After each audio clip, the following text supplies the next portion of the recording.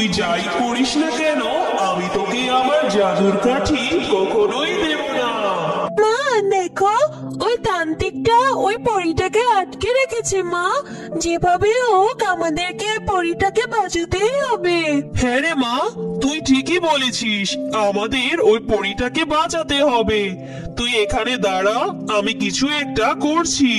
হ্যাঁ মা, যা করার তাড়াতাড়ি করো।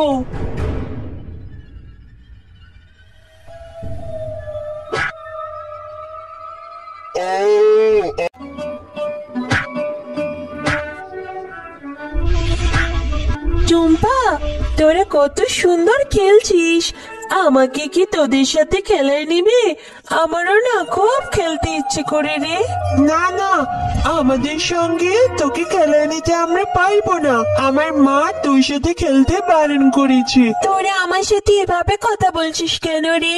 থাক, আমি তোদের সাথে খেলবো না, আমি বরং চলে যাই। এ কথা বলে জয়া মনটা খারাপ করে ওখান থেকে চলে যায়। এরপর টয়া বাঘ মামার দোকানে যায়। বাঘ মামা, তোমার দোকানে কি চকলেট আছে? হ্যাঁ আছে তো, অনেক আছে। তুই টাকা এনেছিস? টাকা দে। বাঘ মামা, আমার কাছে তো এখন কোনো টাকা নেই, ফ্রিতে একটা চকলেট দাও না, আমি বাড়িতে যেয়ে মাকে বলে টাকা এনে তোমাকে দিয়ে যাব মামা। বাকি? কিসের বাকি? বাকিতে কোনো সদাই আমি বিক্রি করি না আমার দোকানের। এমনিতেই তো তোর মায়ের কাছে 3 মাসের ভাড়া আমি পাই। তোর মাকে বলিস তাড়াতাড়ি আমার বাড়ি ভাড়া যেন পরিশোধ করে দেয়, না হলে বাড়ি থেকে খুব শীঘ্রই তাড়িয়ে দিব কিন্তু। কিছুক্ষণ পর টয়া বাড়িতে ফিরে আসে। কি রে টয়া মা, তুই যে সেই বন্ধুদের সাথে খেলার নাম করে বাড়ি থেকে বেরোলি, এখন ফেরার কথা তোর মনে পড়েছে? নিশ্চয়ই বন্ধুদের সাথে অনেক মজা করে খেলেছিস, তাই না? না মা, জানো টুম্পা, মিষ্টি, জয়া এখন থেকে কেউ নাকি আমার সাথে আর খেলবে না। ওর মা নাকি আমার সাথে মিষ্টি মানা করে দিয়েছে। না রে মা, তুই কষ্ট পাস না। আরো কি হয়েছে জানো মা? আমি না বাঘ মামার দোকানে একটা চকলেট কেনার জন্য গিয়েছিলাম। বাঘ মামা তো আমাকে চকলেট দিলই না, আর অনেক কথা শুনিয়ে দিল। বলল তোদের কাছে আমরা 3 মাসের বাড়ি ভাড়া পাই, যদি না দিতে পারি তাহলে আমাদের নাকি বাড়ি থেকে তাড়িয়ে দেবে। এই শেফালি, অনেক হয়েছে তোর ফ্রিতে থাকা। 3 মাসের ভাড়া পাই তোর কাছে, 1 টাকাও পরিশোধ করিসনি এখনো। এবার আমার বাড়ি ছাড়, আমি ভালো ভাড়াটিয়া দেখে আমার বাড়িটা এখন ভাড়া দিয়ে দেব। দয়া করুন বাঘিনী ভাবি, এরকম ভাবে বলবেন না। আপনি তো সবই জানেন, জয়ার বাবা মারা যাবার পর আমাদের সংসার চালানোটাই তো কত কষ্ট হয়ে গিয়েছে। বাড়ি ভাড়াটা কিভাবে দেব? আমাকে কিছু সময় দিন, আমি আপনার বাড়ি ভাড়া পরিশোধ করে দেব। না না, তোকে আর কোনো সময় দেওয়া হবে না। তুই এখনই তোর মেয়েকে নিয়ে আমার বাড়ি থেকে বেরিয়ে যা, আমি আর কোনো কথাই শুনবো না তোর। তারপর টয়া আর টয়ার মা বাধ্য হয়ে বাড়ি ছেড়ে চলে যায়। এরপর তারা মা ও মেয়ে অন্য বনে আশ্রয়ের জন্য ঘুরতে থাকে।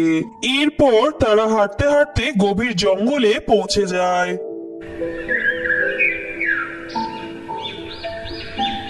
মা, ও মা, আমি যে আর হাঁটতে পারছি না মা, আমার যে খুব কষ্ট হচ্ছে মা।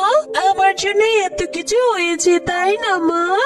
আমি বাকিতে চকলেট কিনতে চেয়েছি বলে বাঘ মামা আর বাঘিনী মাম্মি তোমাকে বাড়ি থেকে তাড়িয়ে দিল মা। আমি আর কোনোদিন বাকিতে কিছু কিনতে চাইবো না।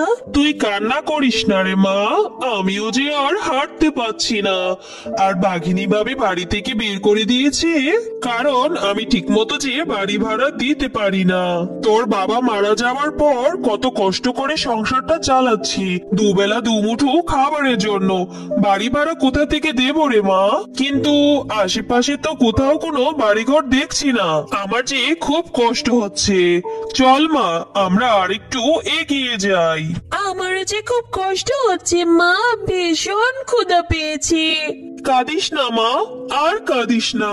আশেপাশে কোথাও তো কোনো বাড়িঘরও দেখছি না। আর একটু সহ্য কর মা, দেখবি আল্লাহ একটা ব্যবস্থা ঠিক করে দেবে।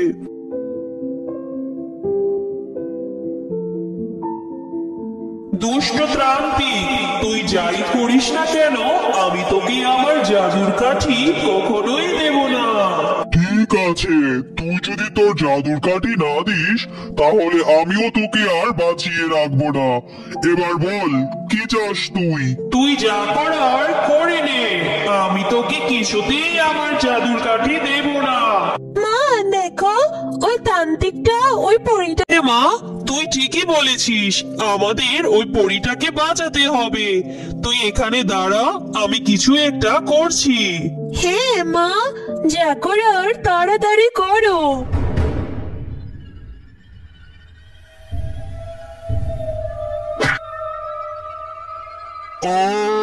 আমার সারা শরীর জ্বলে গেল, আমাকে ছেড়ে দে, আমি আর কখনো এমন করবো না।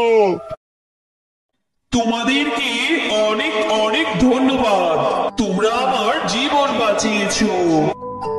আজ তোমরা এসে আমাকে না বাঁচালে অনেক বড় অঘটন ঘটে যেত।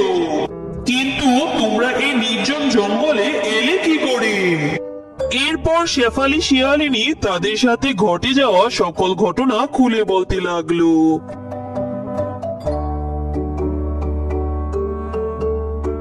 না না, তোমাদের সাথে তো অনেক অন্যায় হয়েছে।